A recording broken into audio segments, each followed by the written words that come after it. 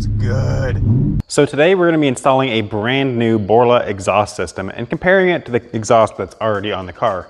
First thing we gotta do is get this unboxed, and that'll give you guys a minute to hit that subscribe button. Oh, that's a beefy tip. That is sick. Look at that. It's even got my car on the manual. I can just tell these are gonna be way louder than what's on the car, just based on how small those are. Let's start getting stuff unbolted from the car.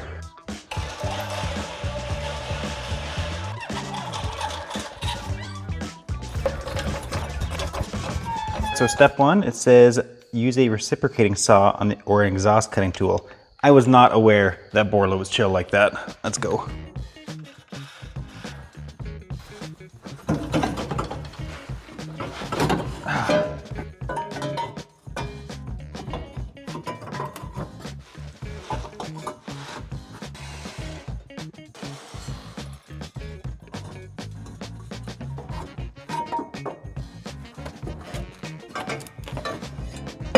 Oh, God. It was just as easy as the instructions said. Now, before I finish showing you guys this car, I've got to let you know that I have finally got some merch. It took me a little while to do this because I wanted to make sure I had enough designs that I was very proud of before I released them, and I had to get some samples to make sure that you guys would be getting a good quality product. Now, every dime that you spend on this merch going straight back into this build and other builds just like it. So if you want to support the channel, check out the link down below, and let's get back to the video.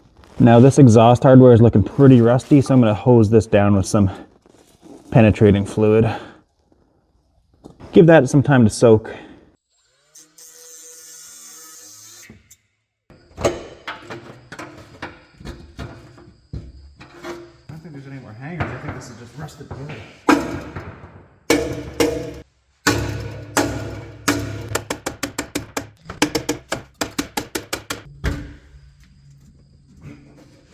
The whole exhaust is flexing when I'm trying to pry the cap back down. So I'm going to try to support the front half so I don't crack the headers off. And then we'll try prying this one.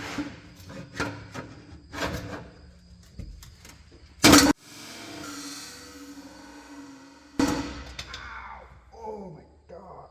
All right, I finally got this side out, and I'm a little disappointed to see that these are already Flowmasters. I really thought I was going to be comparing this to stock exhaust, but regardless, I like the sound of the Borlas way more than the Flowmasters. I was looking these up when I was looking to buy exhaust anyways, and as you guys can hear, these things, the baffles are already blowing out of this thing, and the welds aren't super nice. It's probably not going to flow as well as the mandrel bent Borla exhaust is going to. So let's tackle the other side. This is a bit of a fight, but we'll take the other side out and then we can start putting the new exhaust in. All right, everything on the car is finally removed and it's time to move on to reinstalling things. We're on to the fun part now. But I want to show you guys just how nasty this OEM hardware was. Like, you see the threads on these? The nuts or whatever these things were, completely rusted away. So we've got some new stainless hardware. It didn't come with this stuff. It wanted us to reuse the OEM stuff. I will not be doing that. We're going to use this. But if you guys thought we were just going to reinstall right away without firing this thing up with no mufflers, you thought wrong. Let's see how this thing sounds. Quieter than I thought, to be honest. Okay, it's not that quiet. That sounds sick. That sounds sick. Oh my God. All right, all right. All right, I've got the first piece here, and it's just the ball and socket joint here. And it looks like our hardware is going to work as long as it's long enough. It fits perfectly in there. But before we install this, I'm going to slather a little bit of anti-seize into the ball and cup joint. I don't know if it's going to help anything. This stuff's good up to like 1600 degrees, so I don't think it's going to hurt. I just don't want to have to hit this with a sledgehammer to take it off.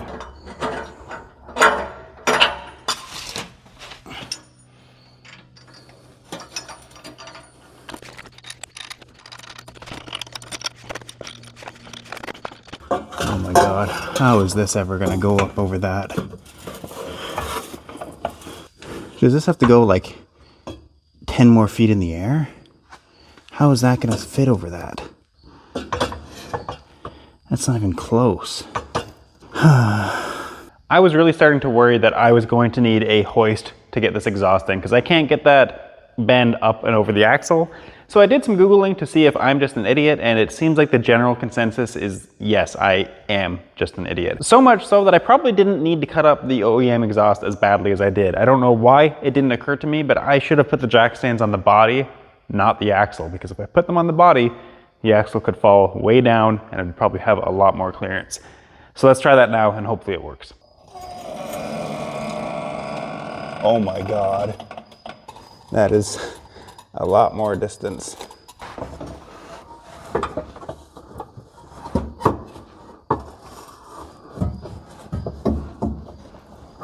Okay.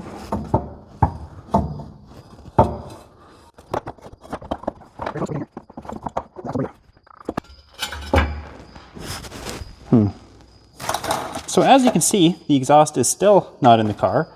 So my next plan is I'm going to undo these struts, and hopefully that will let us drop the axle even a little bit further. It's really close to fitting, it just doesn't quite fit. So hopefully this will buy us a little bit more room.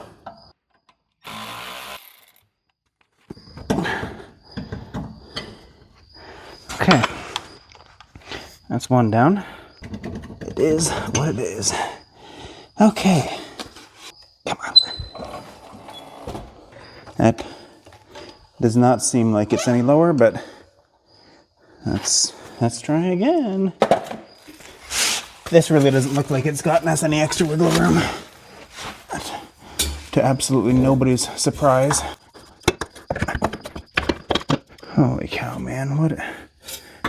Everything online is like, oh yeah, this is, you know, you're onto the easy part. This should take 3 seconds. What? How? How is this going to take 3 seconds? I think I have to move the jack stand. It needs to twist a little bit further, and then the front needs to swing out this way, and I can't with the jack here. I just don't really know where. Oh my God, I'm almost at my wit's end here. Even if I get the exhaust lined up perfectly, I still need like a ½ inch more clearance. And it just occurred to me, we got one more option here. This car still has the factory quad shock setup. I don't know if this came on all the new Edge Mustangs, but as you can see, it's another shock that runs sort of horizontally, and it helps with wheel hop. I'm hoping if we disconnect those, not only can we drop the axle a little bit further, but we can probably test fit the new wheels and give you guys a little sneak peek for the next video. So let's get these off and get those unbolted. Oh God, that's a heavy wheel. Oh my God. That is a very heavy wheel and tire. That's a big tire.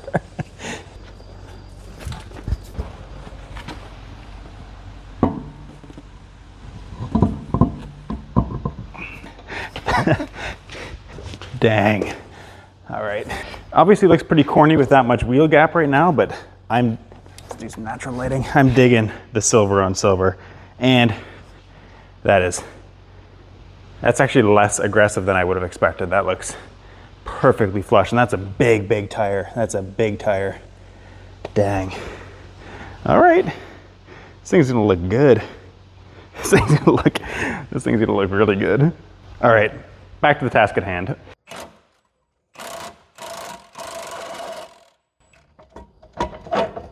Okay. God, it's so nice taking captive stuff off like that and it's not all rusty in behind. This is unfamiliar territory for me. All right, let's see what kind of height we get here.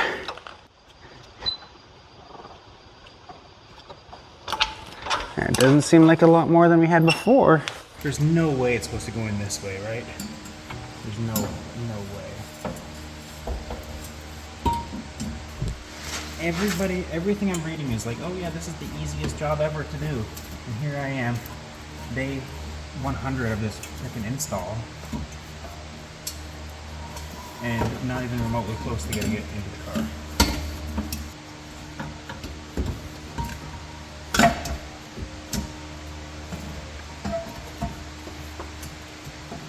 Oh my God. Are you telling me I've been doing this upside down this whole time? I can't wait for this to not work and maybe not be able to get this back out. You guys are probably laughing your asses off right now. Good, and there we go, got it wedged. This is insane. What is going on? The real icing on the cake is going to be when this doesn't work. And I took the drive shaft out for nothing. Of course, that's not even close to fitting. Oh good, the one size that I need is missing. If this is the way to do this, and the instructions just say, oh, just pop the exhaust in, and no mention of, you know, dropping the drive shaft, that's pretty, oh my God. Some pretty stupid instructions, man. Pretty stupid instructions, man. Let me try this again. Maybe I can thread this thing in here without getting it up over the drive shaft.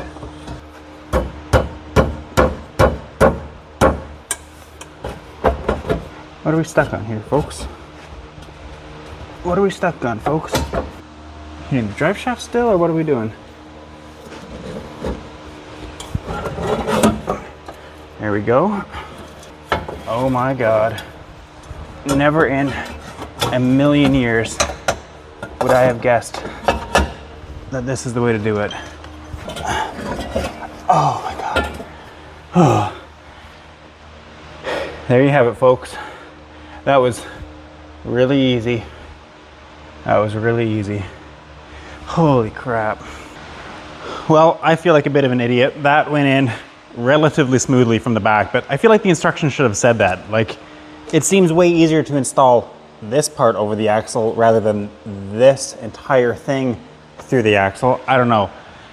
Maybe I'm an idiot. Maybe this is common sense to you guys, but that seems like something that should have been explained in the instructions. That, or I'm still doing it the hard way and there is an easier way to get that U-shape up over the axle.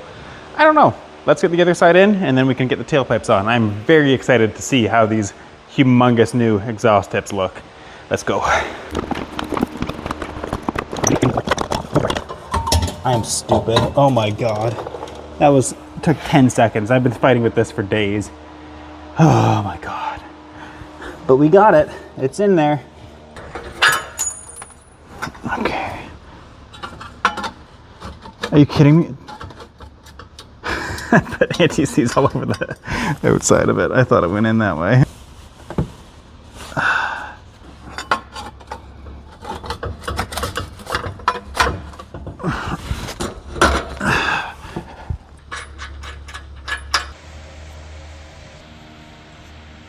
I keep thinking I've made it to this milestone, and every single time I've been wrong, but I think we're finally there now. I think we're finally ready to start doing the actual fun stuff. I got all the hangers on. I don't know if you'll be able to see those super well.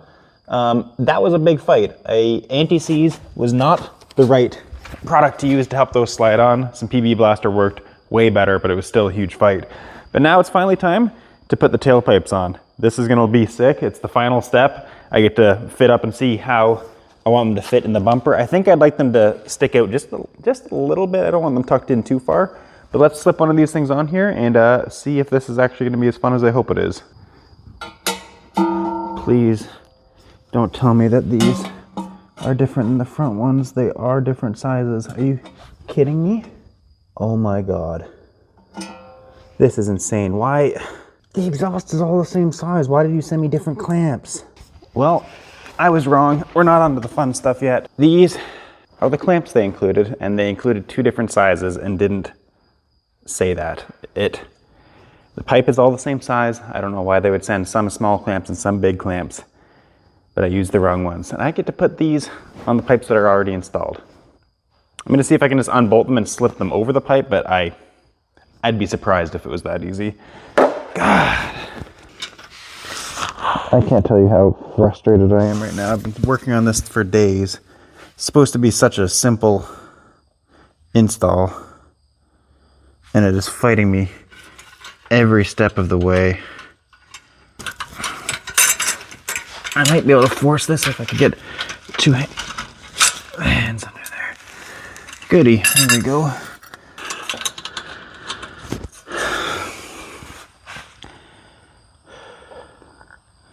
Cars are so fun. This is the best. Which part goes on first? Let's put this part in first.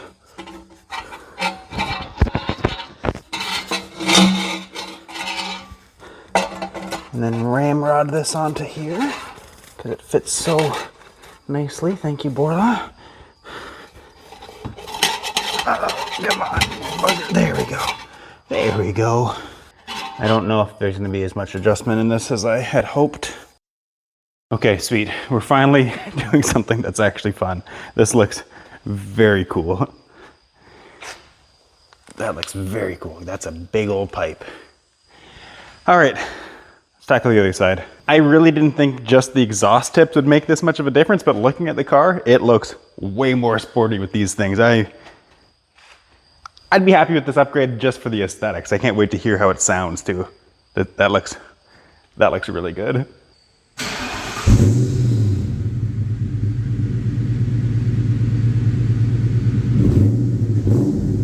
I'm not gonna go far because I don't think I torqued the wheel nuts. I'm realizing I was too excited to drive this thing, but it sounds so good.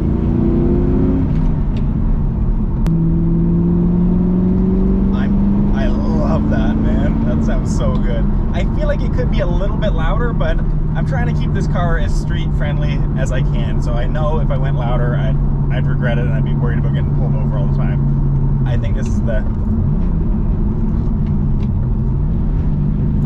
that's the perfect amount of rumble.